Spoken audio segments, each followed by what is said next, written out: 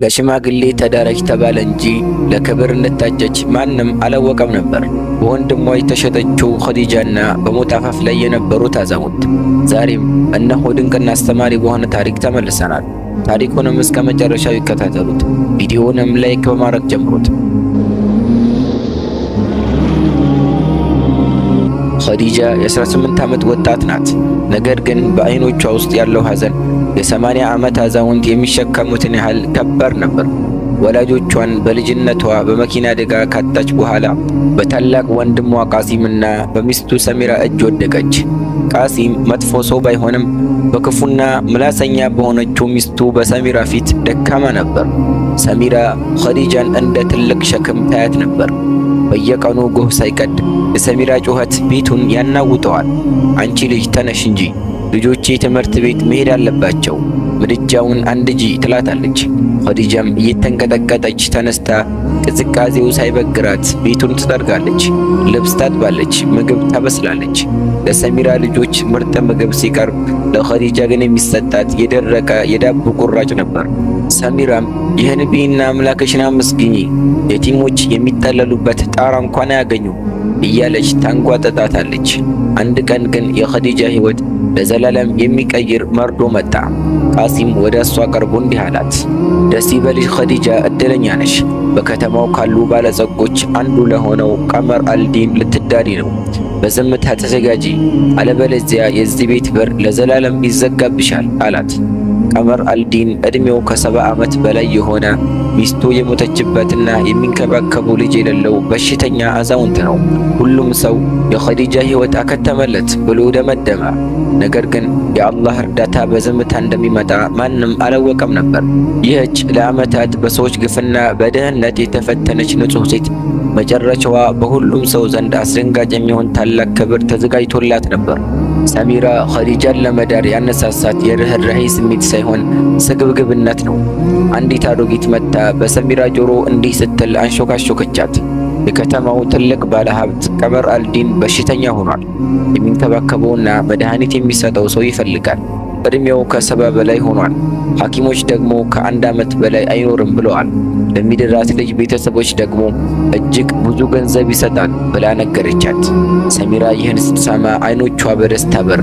ኸዲጃ ቀመር አልዲንን ለአጭር ጊዜ አገልግለው ሲሞት ሀብቱን ይዛ ትመጣለች፣ እኛም ዛሬውኑ ጥሬ ገንዘብ እናገኛለን ብላ አሰበች። ቃሲም መጀመሪያ ላይ እህቴን ለገዛ አያቷ ለሚሆን ሰው አልሸጥም ብሎ ተቃወመ። ነገር ግን ሰሚራ ለልጆቻችን የወደፊት ሕይወትና ለንግድህ መስፋፋት ይጠቅማል ስትል በክፉ ምላሷ አሸነፈችው። ኸዲጃ ውሳኔውን ስትሰማ ምድር ተከፈለችባት። ወላጆቼ ቢኖሩ ኑሮ እንዲህ አያደርጉኝም ነበር ብላ ወንድሟን ብትጠይቀውም እሱ አይኑን ዝቅ አድርጎ ክፍሉን ለቆ ወጣ። ሰሚራ ግን ይህንን ካልተቀበልሽ የዚህ ቤት በር ለዘላለም ይዘጋብሻል ብላ አስፈራራቻት። ኸዲጃ ያደረገችው ነገር ቢኖር ሌሊቱን ሙሉ በሰላት ላይ ሆና ጌታዬ ሆይ በትዕግስት እንድወጣ ወርዳኝ ብላ ዱዓ ብቻ ነበር ያደረገችው። የሰርጉ ቀንም ደረሰ። ቤቱ ግን የሰርግ ሳይሆን የለቅሶ ቤት ይመስል ነበር። ኸዲጃ ያረጀ ቀይ ልብስ ለበሰች። ሙሽራው ቀመር አልዲንም ከመኪናው የወረደው እንደ ሙሽራ ሆኖ ሳይሆን ምርኩዝ የያዘ በሽተኛ ሆኖ ነበር። ቀመር አልዲን በጽኑ እያሳለው ነበር። ፊቱም የተሸበሸበ ነው። ጸጉሩም እንደ ጥጥ የነጣ ነበር። የሰፈሩ ሴቶች ምስኪኗ ኸዲጃ በወጣትነቷ እርጅናን አየች እያሉ በሐዘን ተመለከቷት። ኒካህም ሲታሰር ኸዲጃ እሺ ተስማምቻለሁ ያለችው ለቀመር አልዲን ሳይሆን ለመራራ ዕጣ ፈንታ እጅ በመስጠት ነበር። ወንድሟ ቃሲምና ሰሚራ ገንዘብ ተቀብለው ኸዲጃን እኛን እርሽን ብለው ሸኟት። ኸዲጃ ወደ ግዙፉና ጸጥተኛው የቀመር አልዲን ቤተ መንግሥት ገባች። ክፍሉ በመድኃኒት ሽታ ይታወደ ነበር። አዛውንቱ በአልጋ ላይ ተኝተው ሲያቃስተቱ ኸዲጃ ፍርሃቷን አሸንፋ ውሃ አቀረበችላቸው።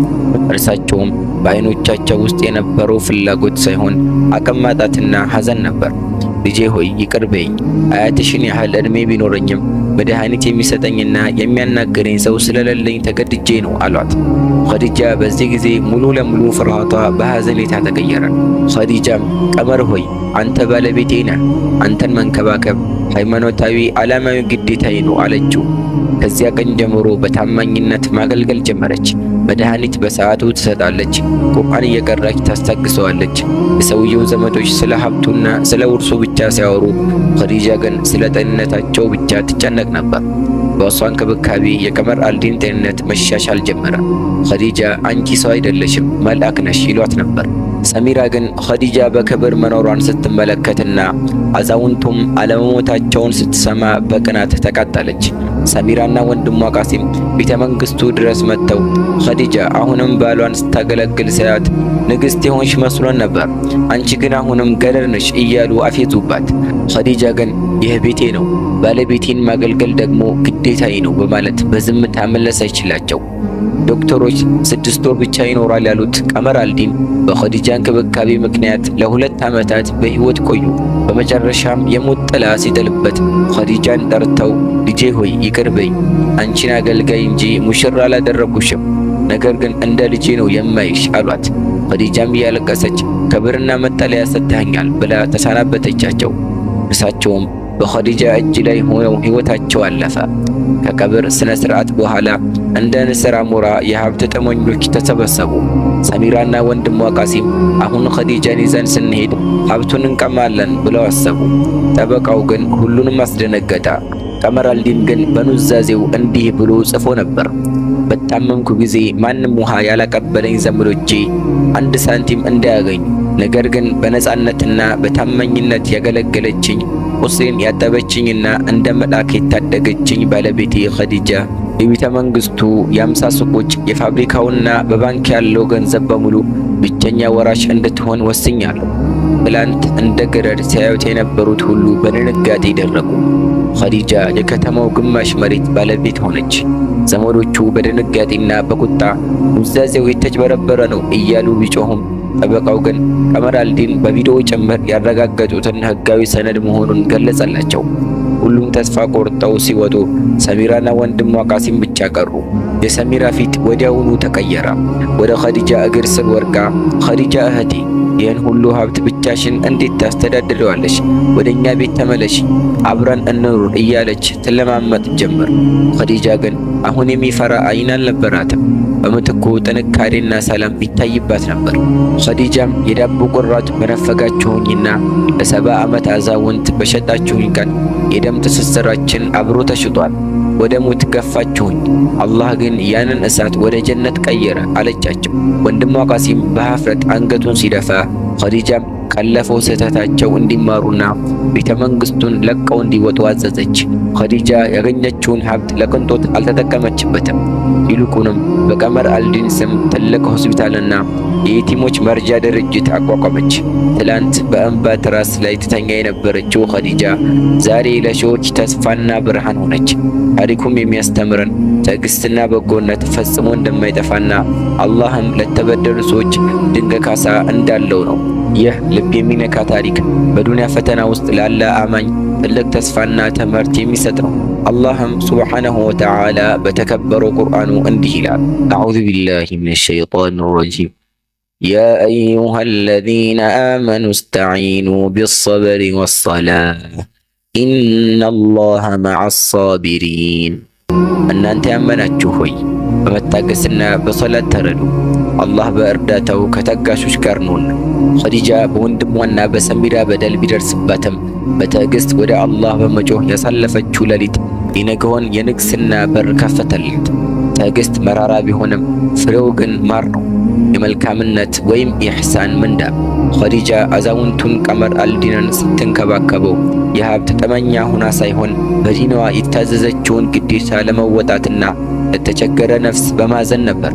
አላህም ሱብሓነሁ ወተዓላ በተከበረው ቁርአኑ እንዲህ ይላል፣ ሀል ጀዛኡል ኢሕሳኒ ኢለል ኢሕሳን፣ የበጎ ሥራ ዋጋ በጎ እንጂ ሌላ ነውን?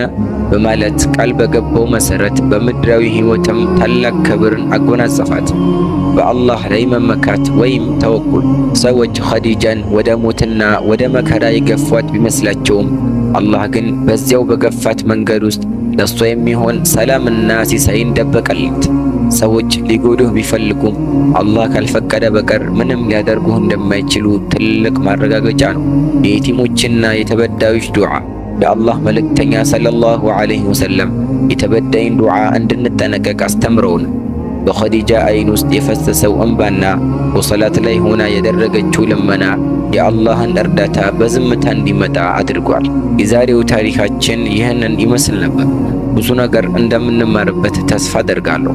ታሪኩን ከወደዳችሁትና ትምህርት ካገኛችሁበት ላይክ፣ ሼር እንዲሁም ሰብስክራይብ በማድረግ ለሌሎች እንዲደርስ አድርጉት። እንዲሁም በታሪኩ ላይ ያላችሁን አስተያየት በኮሜንት መስጫ ላይ አጋሩኝ። የእናንተ አስተያየት ለሌሎች ትልቅ ትምህርት ሊሆን ይችላልና። በቀጣይ ደግሞ በሌላ አስተማሪ ታሪክ እስከምንገናኝ በያላችሁበት የአላህ ሰላም፣ እዝነት፣ ጥበቃ ይለያችሁ። ወሰላሙ ዓለይኩም ወረሕመቱላሂ ወበረካቱ።